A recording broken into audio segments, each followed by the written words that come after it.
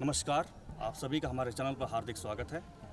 दोस्तों, आज हम एक विशेष महान पर्व के विषय में जानकारी प्राप्त करेंगे जो कि उत्तर भारत में तथा साथ ही साथ देश के अन्य हिस्सों में श्रद्धा और भक्ति के साथ धूमधाम से हर वर्ष मनाया जाता है। जी हाँ दोस्तों, डाला छठ। डाला छठ कब मनाया जाता है, क्यों मनाया जाता है और किस देवी देवता की पूजा की जाती है तथा आशीर्वाद स्वरूप हमें क्या प्राप्त होता है, ये सब जानने के लिए आज हम चलते हैं शिवाला घाट वाराणसी स्थित राजगुरु मठ के पीठाधीश्वर दंडी स्वामी श्री अनंतानंद सरस्वती जी महाराज से मिलने के लिए। आइए आपको मैं ले चलता हूँ राजगुरु मठ।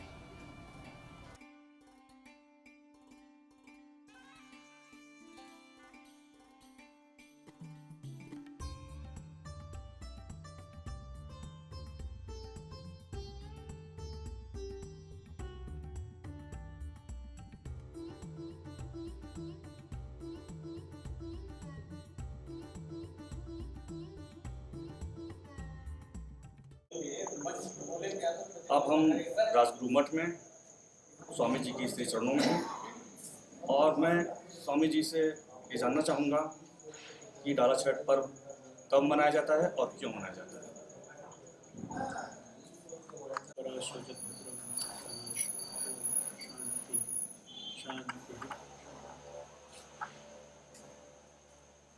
भारत धर्मभूमि, उत्सव भूमि।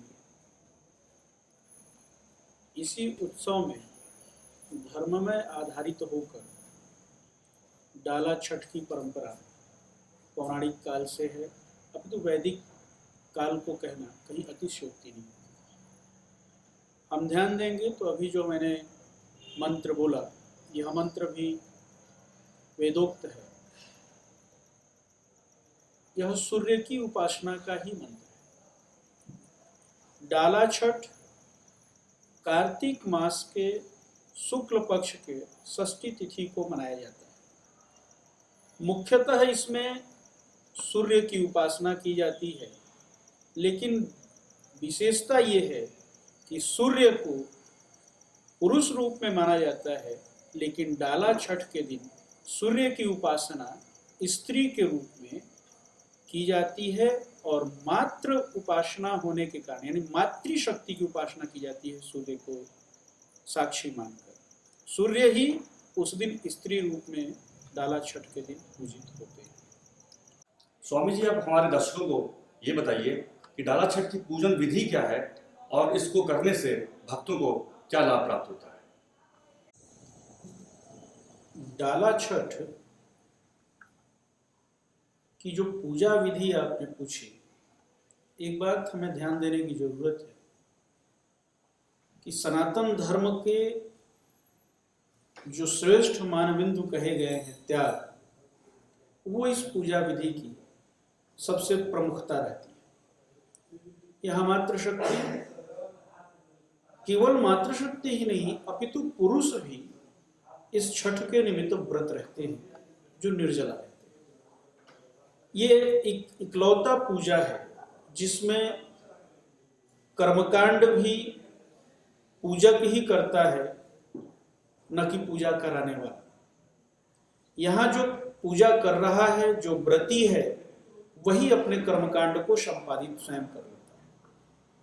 यहाँ सूर्य प्रमुख देवता हो जाते हैं, देवी हो जाती है देवी के रूप में, और उनको साक्षी मानकर संध्या के डूबते हुए सूर्य को, लोग कहावतों में कहते हैं कि डूबते सूरज को कौन सलाम करता है साहब, लेकिन भारत धन्य देश है जहां डूबते हुए सूरज से छठ पूजा की शुरुआत की जाती है और उगते हुए सूरज को सहजता से जल अर्पित करके, अर्घ्य जिसको बोलते हैं, और इस व्रत को छोड़ा जाता है। इसमें एक बात विशेष ये है कि लाभ, आज से 10-20 साल पहले बहुत कम लोग इस व्रत के बारे में प्रमुखता से जानते थे, लेकिन जैसे जैसे टेक्नोलॉजी का विकास हुआ, यह व्रत बहुत दूर तक, 20 साल कहना बेईमानी होगा, मैंने 40-50 साल पहले बहुत कम लोग जानते थे, लेकिन जैसे जैसे टेक्नोलॉजी आई बहुत प्रमुखता में आते हैं। बहुत ही सहज है, जो व्रती होता है उसके पास जो संसाधन है वो देवी के नाम पर उसको बनाता है। गन्ना इसमें प्रमुखता से रहता है और इस समय के जो फल है, और एक ठेकुआ एक प्रसाद होता है, भोजपुरी में ठेकुआ उसको बोलते हैं, और उसको बोलेंगे आप आधुनिक भाषा में तो आटे को गूंथ करके और उसको ठोस इसको बनाया जाता है, छान कर देसी घी में मिठाई मिष्ठान डालकर गुड़ डालकर। उसका मुझे और लोक में प्रचलित व्यवहार में प्रचलित जो शब्द है नहीं ध्यान में आ रहा है, रोट बोलते हैं। तो वो उसको ठेकुआ ही समझिए आप। ठेकुआ केला जो फल है, संतरा जो फल है, आंवला जो कार्तिक का विशेष फल है, ये भोग्य पदार्थों के साथ संध्या में उपासना के लिए लोग जाते हैं। कुछ लोग रात भर बैठकर सूर्य की आराधना करते हैं। अधिकांशतः लोग जब सूर्य अस्त हो जाते हैं तो अपने घर वापस आ जाते हैं। फिर दूसरे दिन वहां सूर्य के उगने से घड़ी पूर्व पहुंचकर और उगते हुए सूर्य को ध्यान करके जल के बीच खड़े होकर, और जब सूर्य उगने को दिखने लगते हैं तो उनको अर्घ देकर और फिर जल से बाहर निकलकर व्यक्ति अपने इस व्रत को छोड़ता है। इस व्रत के करने से लाभ देखिए, स्वार्थ के वशीभूत होकर सनातन धर्म में कोई भी कर्म नहीं किया जाता है, लेकिन फिर भी तुलसीदास जी ने लिखा स्वार्थ लाग करहि सब पीत। स्वार्थ के वशीभूत की बात करेंगे तो बिना लोगों की जो इच्छाएं होती होंगी, जो भी इच्छा होती है, बिना पूर्ति हुए इस त्योहार की, इस व्रत की इतनी लोक में प्रतिष्ठा नहीं होती। जिस प्रकार से मनुष्य कितना भी बारिश के समय में अपने आप को ढक ले, बारिश का असर यानी बारिश की बूंदें उसके शरीर के किसी न किसी अंग प्रत्यंग को भिगोती ही है। ठीक वैसे ही ईश्वर की गई आराधना अपना लाभ और पुण्य देती ही देती है। धन्यवाद।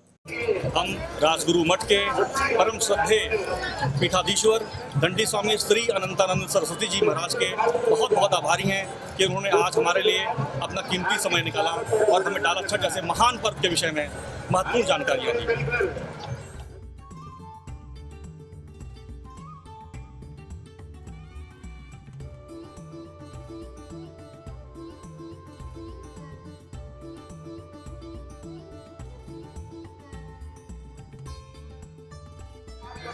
हमारा ये वीडियो आपको कैसा लगा कमेंट बॉक्स में कमेंट ज़रूर करें।